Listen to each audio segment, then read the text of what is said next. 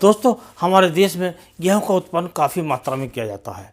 यदि प्रति एकड़ उत्पादन की बात करें तब भी हमारा जो उत्पादन है अन्य देशों की तुलना में कम है, और जिसका सबसे बड़ा जो कारण होता है वो होता है पिछैती बुवाई। क्योंकि हमारे बहुत से किसान भाई पिछैती बुवाई करते हैं लेकिन उसके अनुरूप उसकी देखभाल नहीं करते। यदि इसमें कुछ कमी रह जाए तो हमारी जो पैदावार है वो घट जाती है, जिससे हमारा जो टोटल गेहूं का जो उत्पादन है वो प्रभावित होता है। तो आज के वीडियो में आपको बताएंगे कि किस प्रकार हम पिछैती गेहूं में अपने जो गेहूं का जो उत्पादन है वो कैसे बढ़ाएं और ज़्यादा उत्पादन हम अपने पिछैती गेहूं से कैसे लें। तो दोस्तों, शुरू करने से पहले आपसे अनुरोध है, यदि आप चैनल पर नए हैं तो चैनल को अभी सब्सक्राइब कर लें, वीडियो को लाइक कर दूसरे किसान दोस्तों में शेयर करें। तो दोस्तों, इस समय जो गेहूं का जो कंडीशन चल रही है उस समय अधिकतर खेतों में बालियाँ निकल आई हैं या निकल रही हैं, और जो पिछैती गेहूँ हैं जो काफ़ी बाद में बोए गए थे उनमें जो कंडीशन है वो ये है कि जो गेहूँ या तो गावे की अवस्था में है, गवट की अवस्था में है, या उससे पहले की अवस्था में है।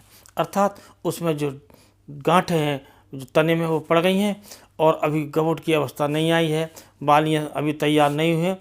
तो ऐसी अवस्था में हम कौन सा खाद प्रयोग करें या कौन सी दवाई प्रयोग करें जिससे हमारा जो गेहूँ है वो ज़्यादा उत्पादन दे। तो दोस्तों, ये जो वीडियो है ये उन किसान भाइयों के लिए जिन्होंने बाद में गेहूँ बोया है, अर्थात लेट गेहूँ बोया है। और लेट गेहूँ जो इस समय चल रहा है वो यही है कि जो अपनी जो वेजिटेटिव ग्रोथ है वो हो चुकी है, लेकिन अब इसकी जो उसमें तने में गांठें पड़नी शुरू हुई हैं, अर्थात जो तना है वो बनना शुरू हो गया है। और इस अवस्था में हम जो आज बताएंगे उसका यदि आपने प्रयोग कर लिया तो आपको गेहूं का जो उत्पादन है जो अगैती गेहूं के बराबर आपको मिलेगा या उससे मिलता जुलता मिलेगा, और कम उत्पादन आपको नहीं मिलेगा।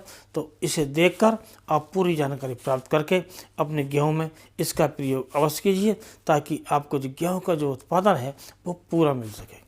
तो दोस्तों, इसके लिए आपको प्रयोग करना है NPK 0-32-34। इसकी मात्रा प्रति एकड़ आपको लेनी है 1 किलोग्राम। और दोस्तों, इसके साथ आपको लेना है बोरोन, जिसकी मात्रा लेनी है आपको प्रति एकड़ 150 ग्राम। और दोस्तों, ये 150 लीटर पानी में घोलकर पूरे फसल पर एक समान स्प्रे करें। इससे हमारी जो फसल को फ़ायदा मिलेगा, अर्थात उसका जो उत्पादन है वो बढ़ेगा, और करीब 20 से 25% तक उत्पादन इससे बढ़ जाता है। तो कुल मिलाकर हम पिछैती गेहूं से अपना उत्पादन है वो ज़्यादा ले सकते हैं।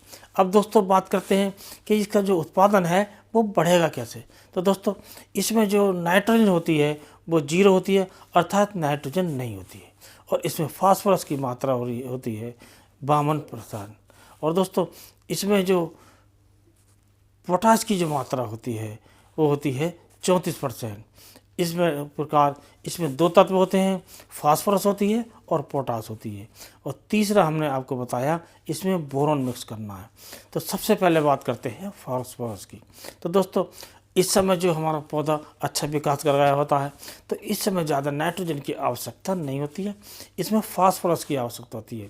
क्योंकि फास्फोरस से हमारी जो जड़ों का विकास तेज़ होता है, और जब जड़ों का विकास होता है तो नीचे जो पड़े पोषक तत्व हैं वो ज़मीन से खींचते रहते हैं और पौधे को देते रहते हैं, और पौधा उससे अच्छा विकास करता रहता है, और इससे तना भी मजबूत होता है। कुल मिलाकर हमारे जो पौधे का विकास है वो अच्छा चलता है। तो इसका हमें ये फ़ायदा है। और दोस्तों, अब बात करते हैं कि इसमें जो पोटाश होता है, तो पोटाश इसमें ये होता है, इसका सबसे बड़ा फ़ायदा, क्योंकि ये एक ऐसी अवस्था है कि इसमें पोटाश की आवश्यकता होती है। क्योंकि आगे चलकर इसमें दाने बनने होते हैं और उन दानों की मोटाई बढ़नी होती है, चमक भी बढ़नी होती है। तो इसमें पोटाश का काफ़ी अहम रोल होता है। क्योंकि दोस्तों, जो भोजन पत्तियों में हमारे पौधे बनाते हैं और वो भोजन पत्तियों से बालियों तक पहुंचने में जो कार्य करता है वो करता है पोटाश, अर्थात पोटाश हमारा ट्रांसपोर्ट का काम करता है। यदि आपका जो भोजन पत्तियों में बनता रहे और वो पत्तियों में पड़ा रहे तो उसका क्या फ़ायदा, जब तक वो दानों तक ना पहुँचे, बालियों तक ना पहुँचे।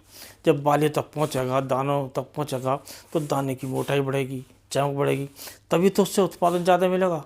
और दोस्तों, अब बात करते हैं ये जो इसमें हमने तीसरा जो तत्व बताया वो बताया बोरोन का, जो हमें अलग से मिलाना है।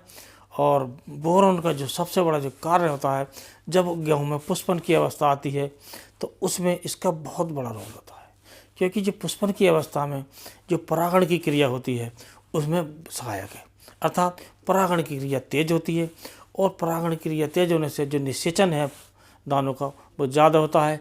इसका जो सबसे बड़ा फ़ायदा है कि हमारे जो गेहूँ की बालियाँ हैं वो नीचे से ऊपर तक एक समान मोटी होती हैं, जबकि देखा जाता है जिसमें बोरॉन का प्रयोग नहीं किया था वो दाने नीचे से बाली खाली रहती हैं, ऊपर की खाली रहती हैं, बीच में जो हमारी बालियाँ हैं वो दानों से भरी रहती हैं, जिससे उत्पादन प्रभावित होता है। यदि हम बोरॉन का प्रयोग करते हैं तो बोरॉन के प्रयोग करने से जब परागण की क्रिया तेज होगी तो दाना हमारा पूरी बाली में एकसार पड़ेगा और कुल मिलाकर दाना की मोटाई बढ़ेगी और इस पर चमक भी आएगी, तो ज़्यादा पैदावार के साथ साथ क्वालिटी भी अच्छी मिलेगी। तो दोस्तों इस प्रकार आप इसका प्रयोग करके अपने पिछैती गेहूँ से ज़्यादा पैदावार ले सकते हैं, इसके साथ साथ क्वालिटी भी शानदार ले सकते हैं, और इसका कोई ख़ास खर्चा भी ज़्यादा नहीं आता है, एक सामान्य खर्चा है, और आप इसके साथ ज़्यादा प्रयोग करके ज़्यादा उत्पादन लेकर अपनी उपज बढ़ाइए। तो दोस्तों आज के वीडियो में इतना ही, अगले वीडियो में टॉपिक के साथ फिर मिलते हैं, तब तक के लिए नमस्कार।